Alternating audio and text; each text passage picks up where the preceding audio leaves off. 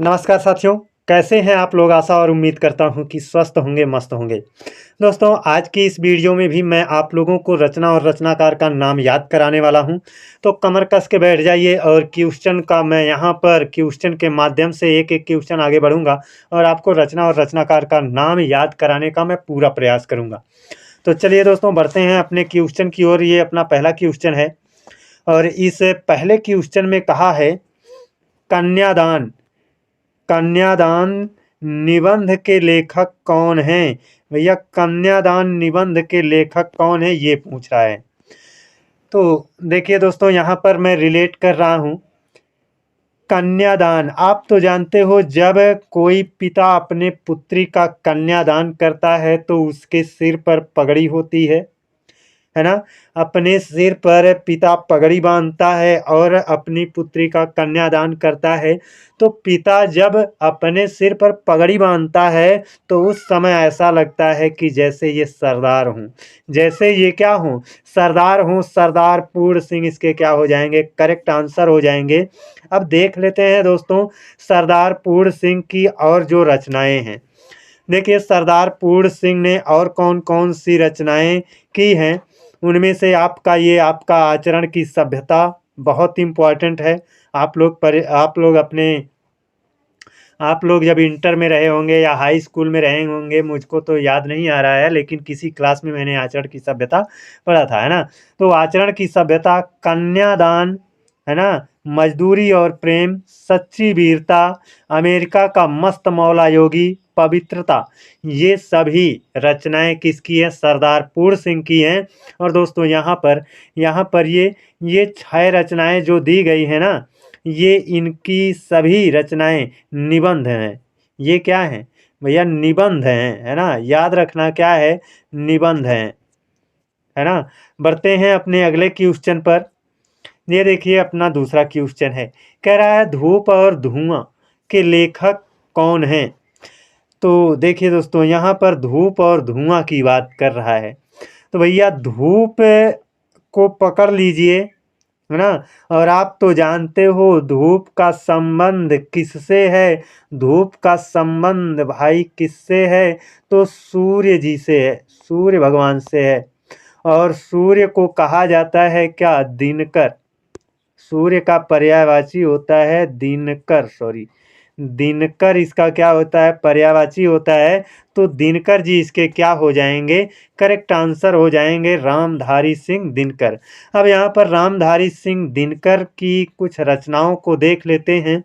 रामधारी सिंह दिनकर की जो महत्वपूर्ण रचना है दोस्तों, ये यही है। इनको आप ध्यान में रखोगे तो रामधारी सिंह दिनकर से यहीं से क्वेश्चन बनेगा, अदरवाइज और कहीं से नहीं बनेगा।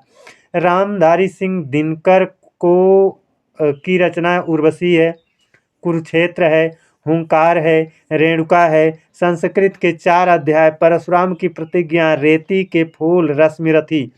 तो ये सभी रचनाएँ आपकी रामधारी सिंह दिनकर की हैं, है ना? रामधारी सिंह दिनकर की ये सभी रचनाएँ हैं। तो बढ़ते हैं अब अपने अगले क्वेश्चन पर। और इनका आप, है ना हो तो आप स्क्रीनशॉट लेकर के रखिए और एक आध 2 बार देख लीजिएगा। निश्चित तौर पर आपके दिमाग में ये चीज़ें बैठेंगी।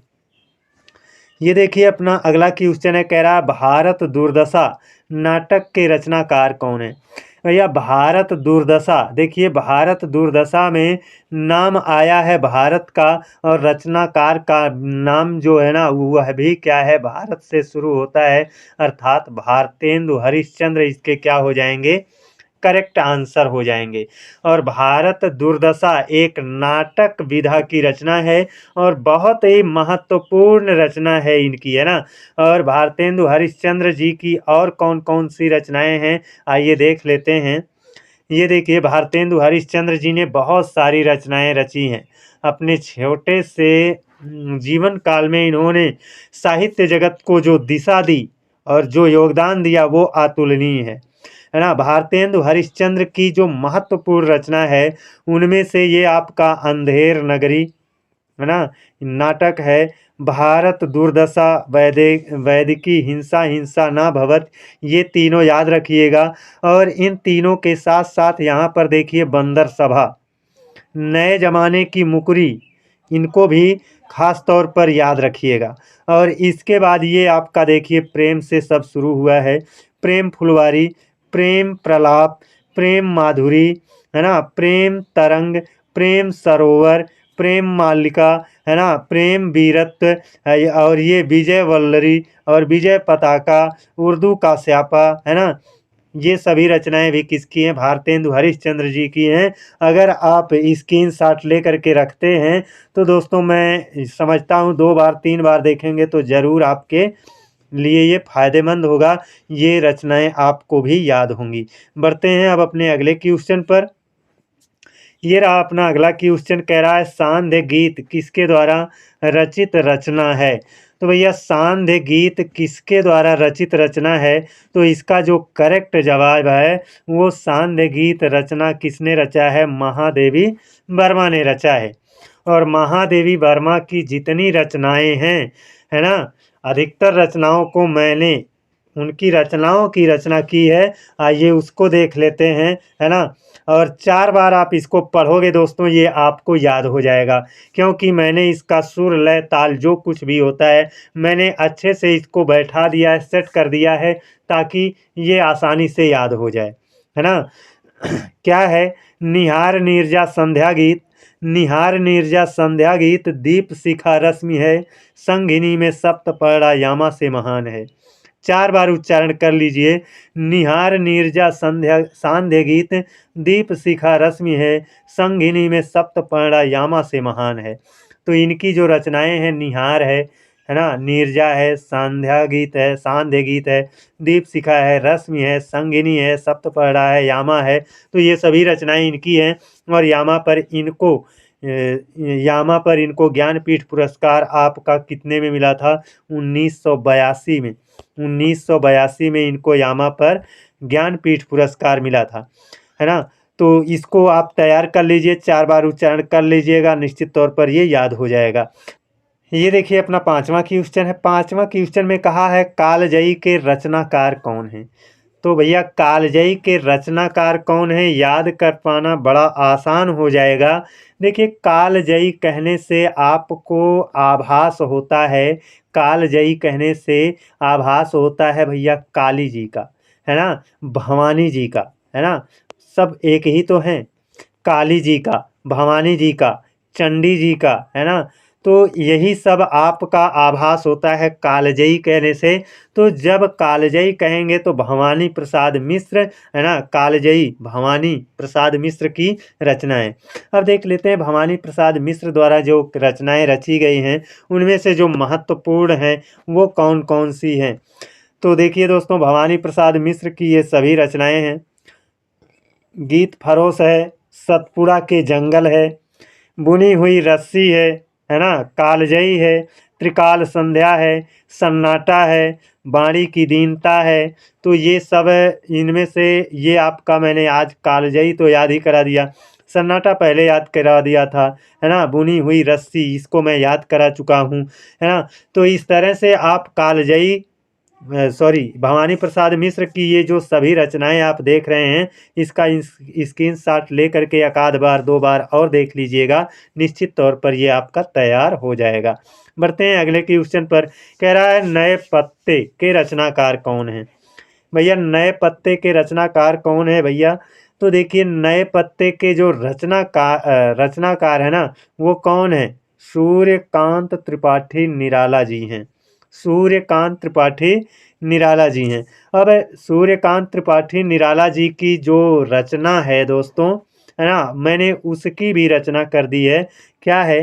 देखिए यहाँ पर गीतिका का गीत पुंज, गीतिका का गीत पुंज, आराधना की अर्चना, अपरा की अड़मा, अपरा की अड़िमा, तुलसी पत्ता पूजा है ना? इसको 4 बार उच्चारण कर लीजिएगा।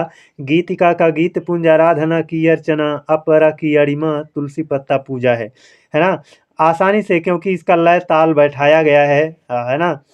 तो ये आपको आसानी से याद हो जाएगा। तो सूर्यकांत त्रिपाठी निराला जी की ये रचना गीतिका भी है, गीत पुंज भी है, आराधना है, अर्चना है, अपरा है, अरिमा है ना? तुलसीदास ये भी देखिए मैंने एक किसी वीडियो में, है ना, तुलसीदास को लेकर के रामचंद्र शुक्ल में बता दिया।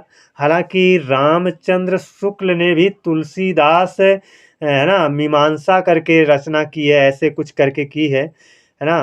तो वहाँ पर भी है, और तुलसीदास की रचना यहाँ पर सूर्यकांत त्रिपाठी निराला जी भी किए हैं।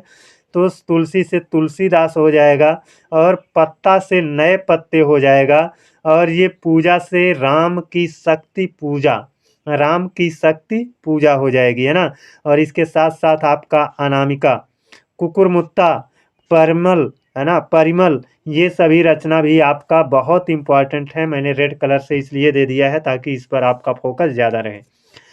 तो ये सभी रचनाएँ सूर्यकांत त्रिपाठी निराला जी की हैं। स्क्रीनशॉट ले लीजिएगा, और स्क्रीनशॉट ले करके आप इसको रख लीजिएगा। एक बार कभी मौका मिले, है ना?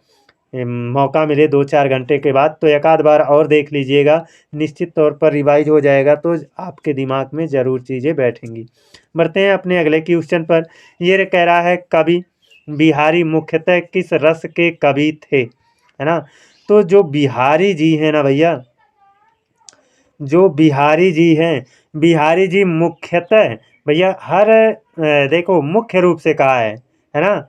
मुख्य रूप से ये श्रृंगार रस के क्या थे? कवि थे। देखिए यहाँ पर श्रृंगार आपका गलत लिखा है, वर्तनी शुद्धि में आता है श्रृंगार आपका ऐसे लिखा जाएगा, है ना? श्रृंगार ऐसे लिखा जाएगा। तो श्रृंगार रस के मुख्यतः कवि हैं कौन? बिहारी जी। और आप तो जानते हो बिहारी जी की एकमात्र रचना है, और उस रचना का नाम है बिहारी सतसई, और उसी रचना से वो साहित्य जगत में अमर हो चुके हैं। और बिहारी जी जो थे ना, ये राजस्थान में एक शासक हुआ करते थे, राजा जय सिंह, उन्हीं के दरबार में रह करके रचना किया करते थे, है ना? और यहाँ पर शांत रस का अस्थाई भाव दोस्तों क्या होता है? निर्वेद होता है। श्रृंगार रस का रति होता है। वीर रस का जो अस्थाई भाव होता है वो क्या होता है? उत्साह होता है। अब बढ़ते हैं अपने अगले क्वेश्चन पर।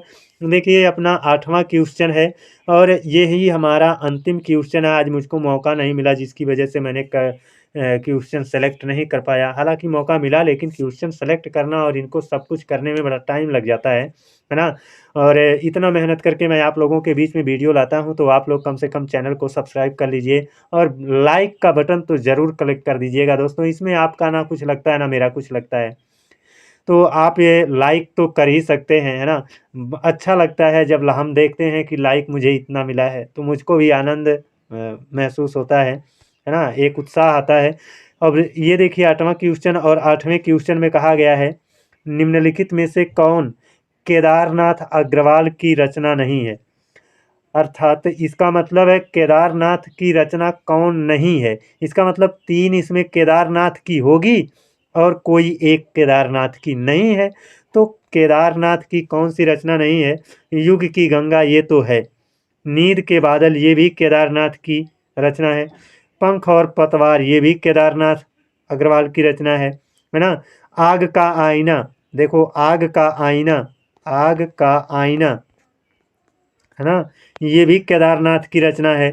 लेकिन ये जो प्यासी पथराई आँखें हैं ना, ये केदारनाथ की रचना नहीं है, ये रचना है नागार्जुन जी की। नागार्जुन, है ना? नागार्जुन, नागार्जुन जी की ये क्या है? रचना है। प्यासी पथराई आँखें किसकी रचना है? नागार्जुन जी की रचना है। तो ये 8 क्वेश्चन आज के थे हमारे।